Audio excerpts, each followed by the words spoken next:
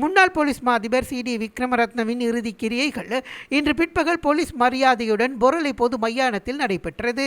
நாட்டின் 35வது போலீஸ் மா அதிபராக கடமையாற்றிய சி.டி. விக்ரமரத்ன தமது 63வது வயதில் உயிரிழந்தார். 1986ஆம் ஆண்டு போலீஸ் சேவையில் இணைந்த அவர் 2019ஆம் ஆண்டு உயிர்த்த ஞாயிறு பயங்கரவாத தாக்குதலின் பின்னர் அப்போதைய போலீஸ் மா அதிபர் பூஜித் ஜெயசுந்தரவின் சேவை இடைநிறுத்தப்பட்டதை தொடர்ந்து பதில் போலீஸ் மா அதிபராக நியமிக்கப்பட்டார். பின்னர் 2020ஆம் ஆண்டு நவம்பர் மாதம் 27ஆம் தேதி அவர் போலீஸ் மா அதிபராக நியமிக்கப்பட்டார். 2023ஆம் ஆண்டு மார்ச் மாதம் 25ஆம் தேதி வரை அவர் ஓய்வு பெறவிருந்த போதிலும் புதிதாக போலீஸ் மா அதிபர் ஒருவரை நியமிக்கப்படும் வரை அப்போதைய ஜனாதிபதி ரணில் விக்ரமசிங்கவினால் பல சந்தர்ப்பங்களில் சேவை நீடிப்பு வழங்கப்பட்டதன் காரணமாக சி.டி. விக்ரமரத்ன மேலும் சுமார் 8 மாதங்கள் போலீஸ் மா அதிபராக கடமையாற்றினார். 2023ஆம் ஆண்டு நவம்பர் 23ஆம் தேதி போலீஸ் மா அதிபர் பதவியிலிருந்து ஓய்வு பெற்றார். இதற்கிடையில் முன்னாள் போலீஸ் மா அதிபர் சி.டி. விக்ரமரத்ன கடந்த வெள்ளிக்கிழமை